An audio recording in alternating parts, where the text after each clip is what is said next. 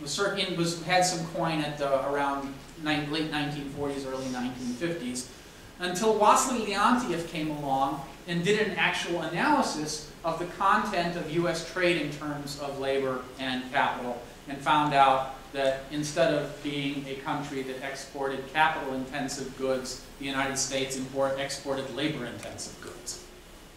This was called the Leontief paradox. Obviously, the United States, compared to developing countries and most of the rest of the world in the 1950s, was a capital-rich country. So why is it that we were exporting labor-intensive goods? Well, the solution to the Leontief paradox involves understanding that there are more than just two factors of production. And in particular, what's important for the story that I want to tell, and the story that economists were telling about the effect of trade on wages for an awfully long time, is that we have to distinguish between different types of labor.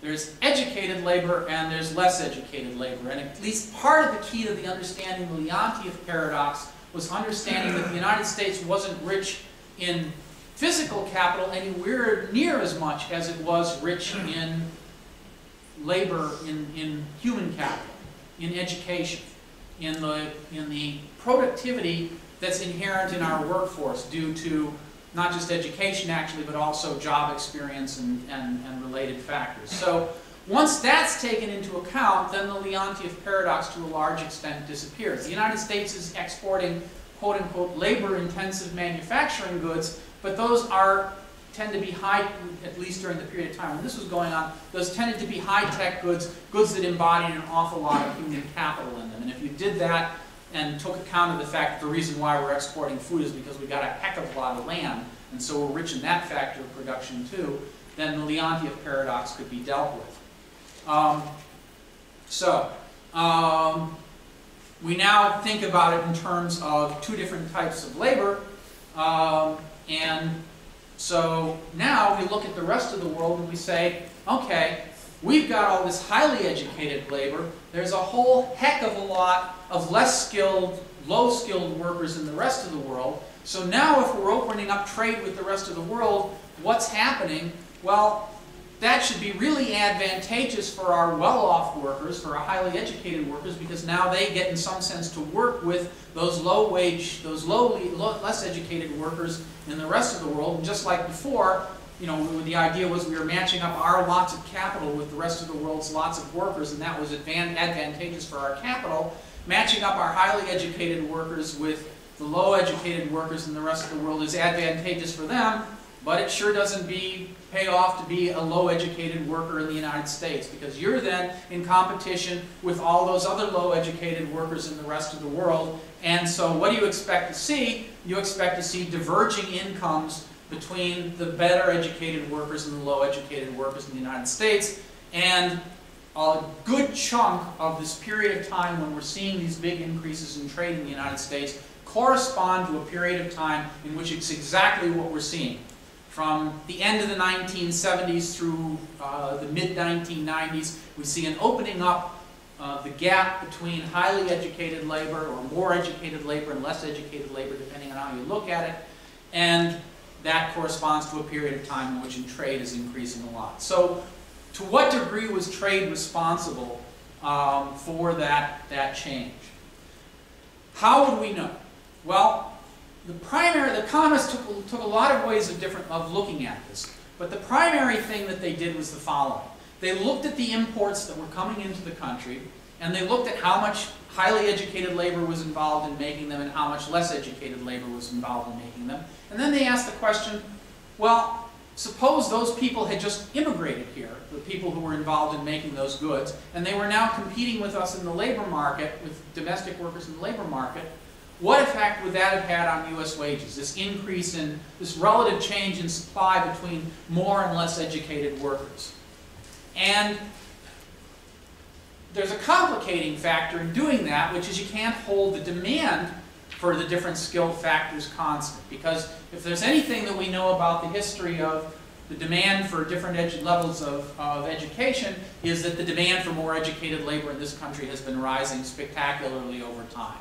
And how do we know that? Because for a long period of time, if the wages of high and low skilled workers were hardly changing relative to one another, while the number of high skilled workers was growing tremendously. So that's a sure sign that the demand was growing if the relative wages weren't changing. So, number of different ways of approaching this problem. You could project the past increases in demand and assume that the rate of demand change was the same, or you could look for other indications of what the relative changes in demand versus supply were.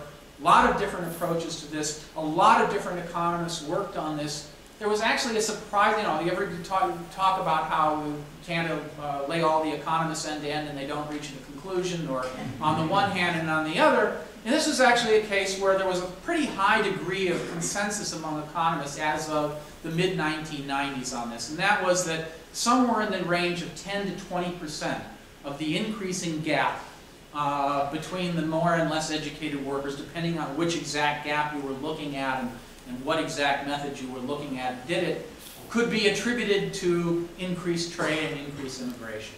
So that if somehow or another you could have stopped that from happening, that much of the increase in gap and inequality would not have happened. What do you attribute the rest of it to? The fact that the supply of more educated labor in the United States started more or less drying up around the beginning of the 1980s, and yet we still had continuing increase in demand. And in fact, if anything, possibly accelerating demand. Well, how do we know that? There's one sort of fact that economists point to suggest that this really was, to a large extent, a demand phenomenon having to do with technological change. And we'll get to in a minute what we actually mean by technological change, as opposed to a supply phenomenon. And that is, suppose it were the case that what was happening was that the import competing industries were finding that, well, we're importing a lot of essentially low-wage labor by importing a lot of low-wage goods. Then in those industries, we should have seen a contraction in the use of low-wage labor, but we should have seen a big increase in the use of low-wage labor in other parts of the economy, because as those wages got driven down throughout the economy, we don't need them to produce import goods anymore, but now they're cheap. They're really cheap. So all the other places that weren't using them before should start soaking them up. But if there's a general change in the demand for low-educated workers because of the change in technology, then you might not see that. And in fact, what we see is that across the board in every industry during the period of time that this is going on, the fraction of low-wage workers that are low-education workers that are being used or low-skilled by any measure is actually shrinking. So, indicating once again that the changes back then were largely being driven by technology in some sense. Gotcha. So, why was the effect so small? Why wasn't there more of an effect of trade, given that we had these big increases in trade, we've got these huge we have this huge oversupply of unskilled labor in the rest of the world? So, first of all, as I said, there's the demand shift that's going on. So in one sense, the effects of trade are small only relative to this demand shift. They're still substantial. So, and that demand shift was really, really big. So the thing they're being compared to is big. That's one of the reasons why they seem small. The other, though, or at least one other, is that increase in trade was largely an increase in trade with other well-educated countries. So during most of this period of time, the fraction of goods we were importing from less developed countries was pretty constant at around 2% of our GDP. And the increase in trade was to a very large extent with other developed economies. So we were trading with Germany, we were trading with England, we were trading with Canada. And it wasn't so much that we were trading with Mexico or we were trading with China during this period of time. So there wasn't perhaps the same, we weren't in fact importing the country. Lots of reasons, there are lots of questions about why that's the case, but that seems to have been the case. There's also some people that argue that maybe the effect wasn't that small. That maybe we were mismeasuring labor content, that those exercises were off, but my own reading of that is that that's probably, might make a difference. Maybe it was 30% or as opposed to 10 to 20, but it's not going to make a big difference in how those things work. Another more interesting argument, and one I think there's actually a heck of a lot of truth to, is that maybe trade caused or at least accelerated what we're calling technical change. Because it turns out that you really can't explain that. One of the stories was, well, we've got this big growth in the use of computers, you need an educated person to use a computer, and so that's what's causing the big increase in demand for educated workers. But in fact, it turns out if you look to see where the wage impacts were the biggest, they weren't people who were working with computers. They were real estate agents, bankers, people on Wall Street, things like that. So it looks like that the really big increases in wages and the really big increases in demand for more educated labor weren't so much a technological phenomena as they were a phenomena of adjustment of the economy. So one story about what was going on during this period of time was that it wasn't so much that technological change was increasing the demand for computer scientists and programmers and people like that, because they weren't the ones who were seeing that looked like they were in short supply. But rather, because there was all this technological change going on, it was a really, really good time to be in the business of redeploying our economic resources, of moving things around, of taking big chunks of capital from one industry and putting them into another industry and reorganizing the way business is done. And that there was a lot of money flowing doing that, and so there was a lot of money to be made helping to create those sorts of transitions. And so that is, I think, actually does have a lot to do with what was going on with the income distribution changes during that period of time. And I think there's a good case to be made that trade didn't necessarily cause those changes, but did accelerate them. That the forces of global competition forced, at least on United States manufacturers, the need to do change to the modes of production, and not just U.S. manufacturers, but U.S. service firms, change the way they did business and to move to this sort of fast on their feet, ready to redeploy resources mode of constant change, rather than the old style, we set up a big factory that produces a gazillion of the same thing, and we make our money by the fact that by producing a gazillion of them rather than half a gazillion of them, that we make money off of economies of scale. So that I think has got some truth to it. So in the last 10 years, though, things have changed. The story isn't the same anymore. An increasing share of our imports are coming from developing countries, and thus we might expect to see more of an effect.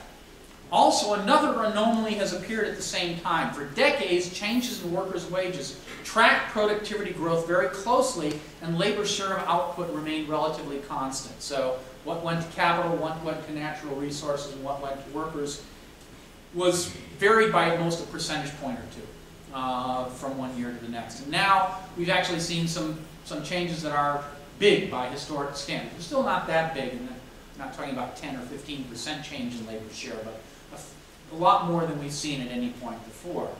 And this breakdown of this relationship between productivity growth and labor's wages is something that's real, been around long enough now. It's hard to argue that it isn't there. So there's a picture of how the nature of trade, you can see, used to be the case that that the developing world ratio of our imports from there to GDP, and if I were to carry this graph back further, you'd see this is sort of very constant around 2%, and then starting in the early 1990s and accelerating more in the mid-2000s, there's a big increase in the fraction. And a lot of that is China, although some of it is also Mexico and other parts of the world as well. But oddly, during this time, we've not seen rising inequality between different classes of labor, except between the super rich and everyone else. So this was not a period of time when we saw college-educated workers outperforming high school-educated workers, or skilled workers defined by the categories of the Bureau of Labor Statistics outperforming unskilled workers, in another way of cutting the data.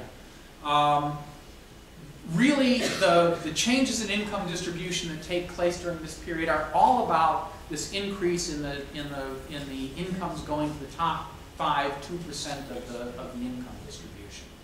And that doesn't really fit too well with the story that we were telling before about increasing competition for low-wage workers. So why is that the case? Well, a couple of possible explanations for that. First of all, much of our manufactured imports, and most imports are, nearly all of imports are in some sense manufactured imports.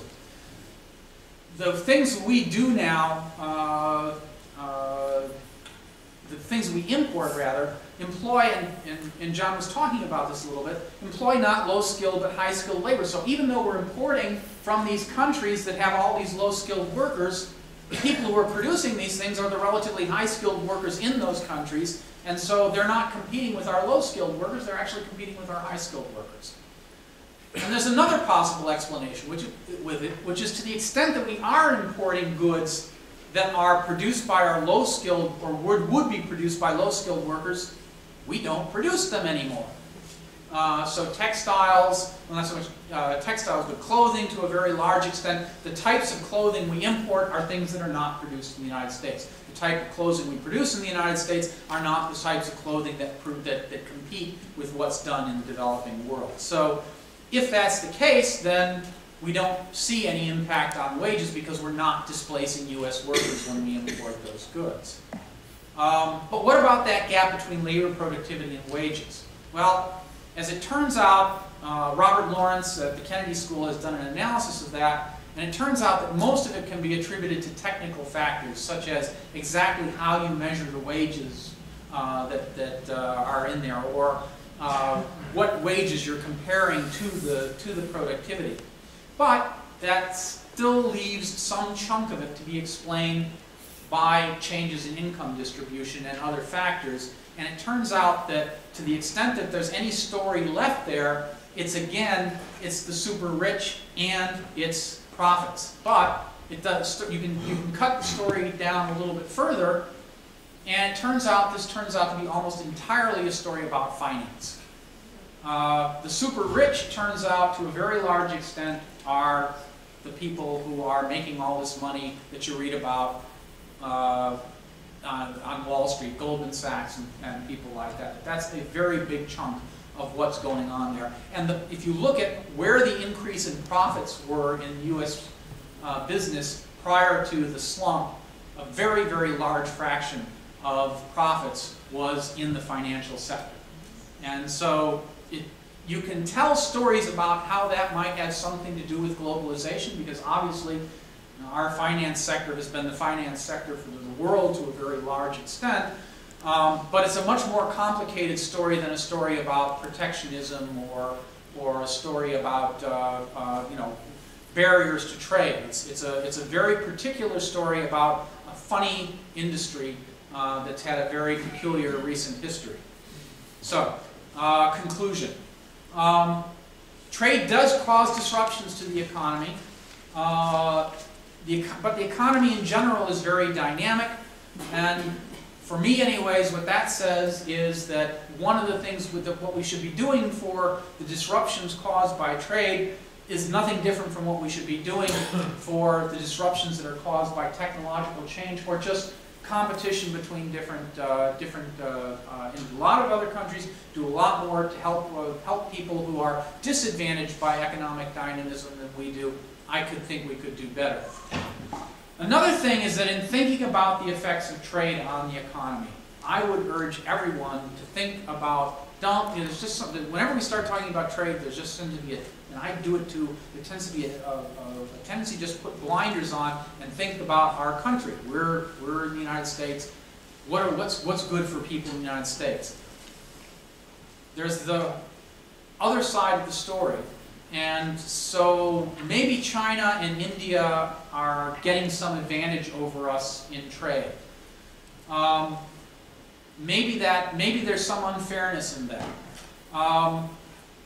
It's also the case those are really poor people still, to a very large extent. And the people who are getting advantaged by that are people who we might very well like to see a lot better off. The money going to them in some sense might be doing them a whole lot more good than it is us with our standard of living. So just a thought. Keep that in mind when you're thinking about the effects of trade on the U.S. economy, but it's also affecting the rest of the world. Now that said, as I said, an awful lot of our trade is trade with other developed countries. And as John made clear, not everybody plays fair in this game. Now, mind you, we don't play fair either. But as John pointed out, we've been a lot less careful. We've been a lot less instrumental in how we don't play fair. We have advantaged a lot of industries in the United States by virtue of the way we did defense research. If you look at our really big successes, with the exception of entertainment, a lot of them were the recipients in one form or another of government defense largesse. So we had, and would have, if in the absence of substantial state subsidies to Airbus, the world's leading aircraft industry. Well, why do we have the world's leading aircraft industry? To a large extent because the research and development costs of that industry were to some extent offset by large grants from the Pentagon. Why is it that we are the world's leaders in electronics, and particularly microelectronics? Again, you can trace it back to a very large extent to the largesse that came from the Defense Advanced Research Projects. In fact, I happen to know the first president of Cisco Systems, and I know that Cisco Systems got all of their original money, a lot of their original contracts were from the Defense Department building routers for the DARPA net. And that formed, you know, a solid basis from which they were then able to go out and compete and leverage the funding that they were getting from DARPA to get out and build the internet for civilian use. Would it have happened without DARPA? Maybe, but there's no question that historically DARPA played a really big role in that. So the thing, though, is that actually the United States, as again John pointed out, the United States has been falling behind in a number of ways, and in part because we haven't been as aggressive in pursuing our interests, our defense research as we had in the past. And it might not be a bad idea if we want to maintain and develop the industries of the future to think about different sorts of government policies like the sorts of support that were given to these defense-related industries, to giving them to other types of industries. And one clear example of where there might be opportunities would be in developing making commercial applications of technological developments that are relevant to environmental protection. Doing that in a way that helps promote the development of those technologies here at home. Thank you. So I think I'm out of time, and I'll leave it there.